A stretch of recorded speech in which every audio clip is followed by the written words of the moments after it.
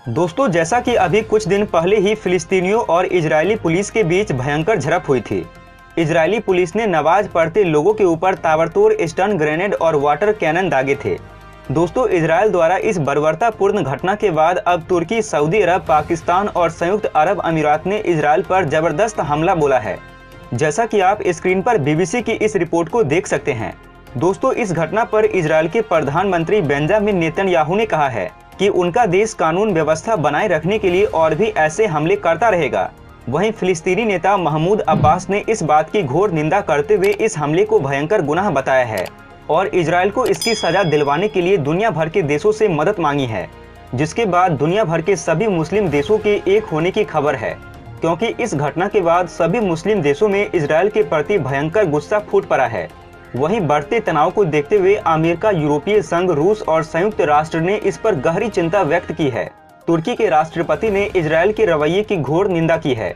उन्होंने एक ट्वीट में लिखा है कि हम अल अक्सा मस्जिद पर इजरायल के जघन्य हमले की निंदा करते हैं, जो कि दुर्भाग्य से हर रमजान के दौरान किए जाते हैं। तुर्की अपने फिलिस्तीनी भाइयों और बहनों के साथ हर मुश्किल घड़ी में खड़ा रहेगा और हो सकता है इजरायल को इसका जवाब जल्द मिल जाएगा।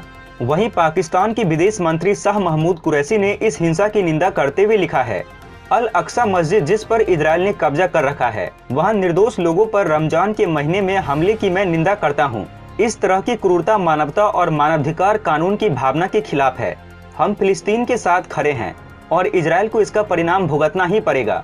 समाचार एजेंसी राइटर्स के मुताबिक सऊदी अरब के विदेश मंत्री ने अल अरबिया चैनल पर प्रसारित एक बयान में कहा है कि सऊदी अरब इजरायल द्वारा दर्जनों फिलिस्तीनी परिवारों को उनके घरों से बेदखल करने की योजना को खारिज करता है। अरब देशों ने अंतर्राष्ट्रीय समुदाय से अपील की है कि वो इस मामले में दखल दे ताकि इस इलाके में किसी को नहीं हटाया जाए। वहीं स्थिति को भांपते हुए संयुक्त राष्ट्र ने इजरायल को कहा है कि किसी को भी वहां से हटाने से बचना चाहिए और प्रदर्शनकारियों के खिलाफ बल प्रयोग में अधिकतम संयम बरतना चाहिए। अब दोस्तों, आइए जानते हैं कि किस बात को लेकर विवाद हुआ था।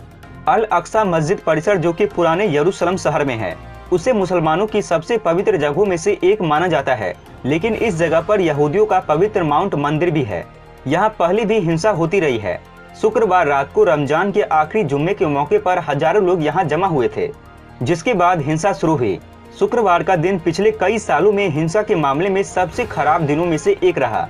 1967 के मध्य पूर्व युद्ध के बाद इजरायल ने पूर्वी यरूशलेम को नियंत्रण में ले लिया था और वो पूरे शहर को अपनी राजधानी मानता है।